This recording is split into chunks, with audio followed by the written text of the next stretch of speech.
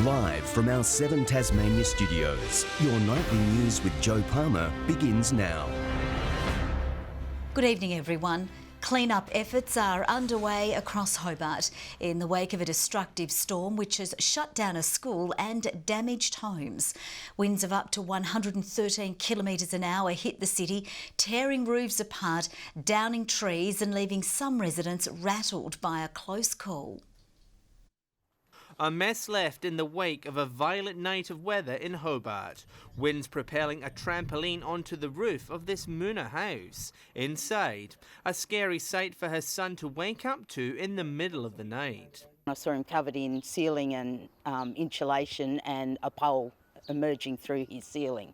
The events leaving Miss Pritchett counting her blessings. It just freaked us out a bit that a trampoline can cause so much damage. She was one of many left with a big clean-up job as wild winds lashed part of the state overnight.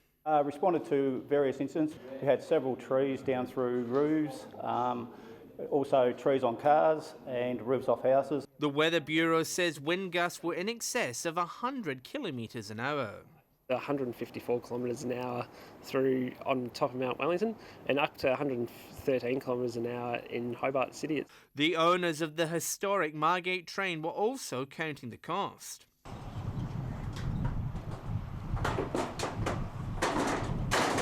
This veranda resembled a twisted rag, with the gusts ripping pieces of sheeting from the structure. The train itself emerged unscathed. The awning's been removed.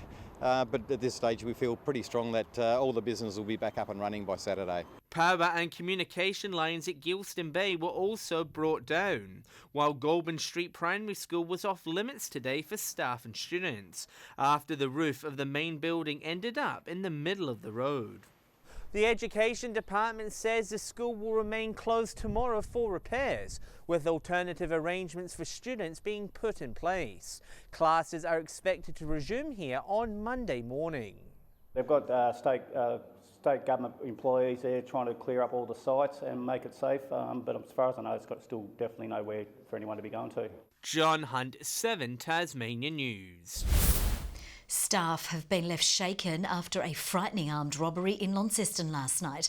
Police are hunting for a knife-wielding man who held up the Mowbray Pizza Hut. Staff at the Mowbray Pizza Hut had just finished with the dinner rush when their night took a terrifying turn. At that time, a man's gone into the store with a knife and demanded money.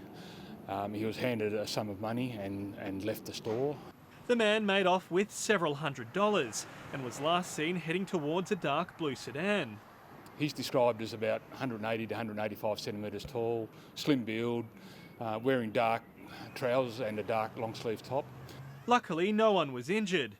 It's the 4th time in 7 years the store has been the target of criminals.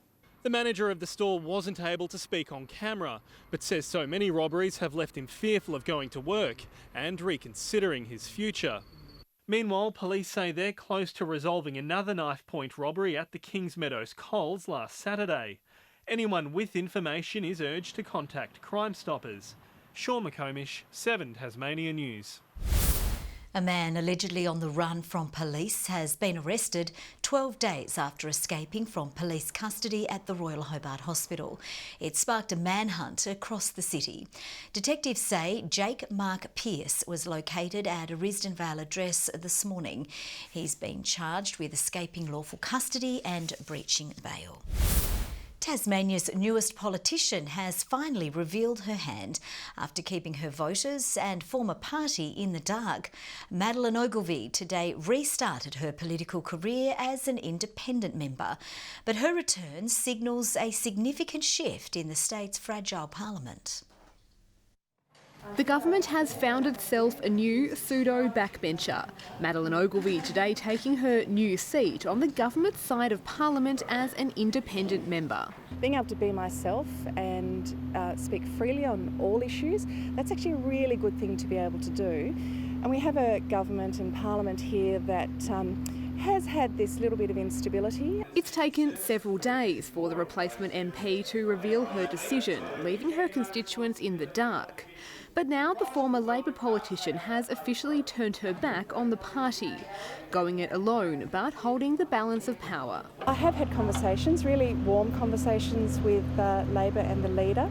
But look, there are obstacles. There's nothing that time can't fix, I guess, but at the moment I'm an independent. The shift a major loss for Labor, now one member down, potentially for the next 2 years. She'll sit in the Parliament as an independent, but we'll continue to work with her as we do with other members across the chamber, because that's our job. The news today, of course, in Madeline announcing that she will sit as an independent is that it's quite unprecedented for Labor to lose a seat like this on a recount. How do you think Labor's feeling this morning? Oh, I don't think they'd be too happy. They've probably lost a golden opportunity, but you know, this is politics. As Labor rebuilds after the shock loss of long-serving MP Scott Bacon, David O'Byrne was today named as new opposition treasurer. Michelle Wisby, 7 Tasmania News. There's been a positive development today for Tasmanian Alex Peroni following that horror Formula 3 crash. Our sports reporter Tom Cooper has been following the story and joins us now. Good evening, Tom. What's the latest on Alex's condition? Good evening, Joe. Well, the good news is that the 19-year-old has been discharged from hospital in Italy almost a week after one of the worst motor racing crashes seen in recent times at the Monza circuit. Now, Peroni has been waiting to hear from doctors on whether or not he would require surgery on his fractured vertebrae, but today he was given the all clear and is now set to commence the trip home to Hobart tomorrow. It's the start of a long recovery process for the Tasmanian, who will be required to wear a back brace and remain virtually immobile for at least the next 30 days. Now, given the level of fitness required to compete at the Formula 3 level, it's unlikely he will have recovered enough in time to race at the Macau Grand Prix in November. Peroni's team is also facing some significant financial challenges following the crash, given they've been operating what they call shoestring budgets over recent years. But Joe, for now, the main thing is he's well enough to head home. I know, we can't wait to have him back. Thank you very much for that report, Tom. We'll join you again a little later in our bulletin. The Catholic Church is refusing to comply with a new law demanding priests report cases of child sex abuse. The Church says the law will have the opposite effect, deterring offenders from approaching the church. But the state government has knocked back those claims. Clergy across Tasmania will now need to report any knowledge of child sex abuse, even if it's heard in confessional. The Catholic Church says it won't abide with the new law, and the government isn't happy. No one is above the law, and no one is above the criminal law. The bill also makes it a crime for anyone failing to report child sex abuse. The offence could fetch fines of more than $3,000. In a statement, Hobart Archbishop Julian Porteous said he was disappointed the laws had passed, saying offenders would be less likely to confess to serious sins for fear of being reported, and that this would deny priests the chance to encourage them to go to police. But others say crimes may now be stopped. This has the potential to eliminate victims into the future. Tasmania's Anglican Church has backed the bill. Victoria also passed similar legislation this week. The Catholic Church says priests are unable to comply with secular law, forcing them to break the seal of confessional. Freedom of religion in that respect is not an absolute right when it comes to protecting our most vulnerable, and in this case, our children from sexual abuse. Sean McComish, 7 Tasmania News. The team behind a nationally recognised search and rescue effort on the Tasman Peninsula has spoken out about the dramatic mission. Early this year, a team of pilots, paramedics and police embarked on a harrowing rescue to save an injured rock climber left stranded on the edge of the totem pole. This week, the team was honoured at the National Search and Rescue Awards, recognised for their work in the treacherous conditions at Cape Hoy. It was pretty tough. We were lucky that the small ledge that we were on was quite sheltered from the winds, but certainly as we got higher again it was quite windy. It was dark and it was very late. Despite the rescued man suffering several spinal fractures, the team said he's now back climbing. A Tasmanian cafe catering to people with hearing impairments has closed. Battery Point's Cafe Ausland was set up earlier this year with staff who used sign language to communicate. It was hoped to spread education and awareness. But in a social media post, it announced it's ceasing trading due to unspecified reasons. The business thanked customers for their support. Tasmanian women in need now have access to free sanitary items with a specialised vending machine installed at Hobart's Argyle Street car park. The machines, called Pink Boxes, are organised through national charity Share the Dignity. Any girl or woman is able to use these. They're open to anybody in the public, so it's just not the homeless or people that have fled domestic violence. Once we heard about the partnership with Share the Dignity, it sailed on through, which was fantastic. The program will be trialled for 3 months. Motor ace Eskimo Joe, Vanessa Amorossi and the Whitlams are heading to Launceston for next year's Festivale. They'll join more than 80 food and beverage stalls serving up the best Tassie has to offer. Organisers say punters can expect only minor changes to the big weekend. So we're moving some things around. One of the stages will move, the fresh comedy will move into the Tas Food Co marquee on the Friday night, and that will just avoid that sound contamination issue that we've had for a couple of years. Roughly 26,000 people made their way to City Park at this year's festival. Lauderdale coach Darren Winter says he still believes he has a superior squad to Launceston, despite coming off a heavy loss to North Launceston. But the Blues are likely to start favourite in Saturday's do-or-die finals clash, thanks to some impressive recent form. It's a bold claim off the back of a 6-goal loss, but the Lauderdale coach is backing his men in over the Blues. I think we've got the best team. We're probably not playing the best footy, which is something that I've got to try and fix up in a pretty short period of time. When you get beaten, you rebound a lot stronger, I think. Bryce Walsh is set to play in Saturday's cutthroat final at Blunston Arena, despite suffering a nasty head knock against North Launceston, with key defender Josh McGuinness also fit and ready to go.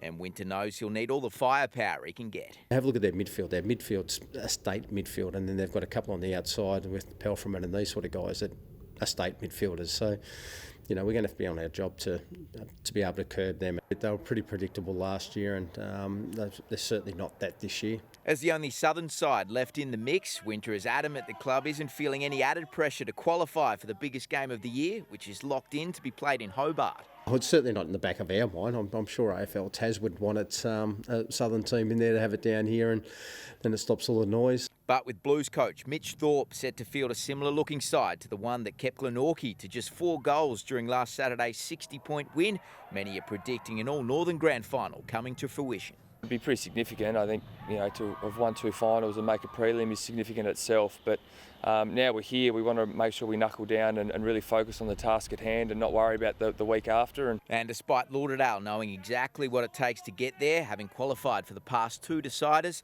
Thorpe believes it's his side's turn to make a run at the flag. Externally, there was a lot of noise at the start of the year about how many senior players we'd lost, and obviously myself coaching. But internally, mate, the boys have been rock solid from day one. And the young group, there's a lot of enthusiasm around, and having won 2 finals, we're trying to keep the momentum rolling. The opening bounce is at 2 p.m. on Saturday. Meantime, Hillwood and Bridge North are chasing their own piece of premiership glory, with the side set to compete in the NTFA Premier Division Grand Final on Saturday.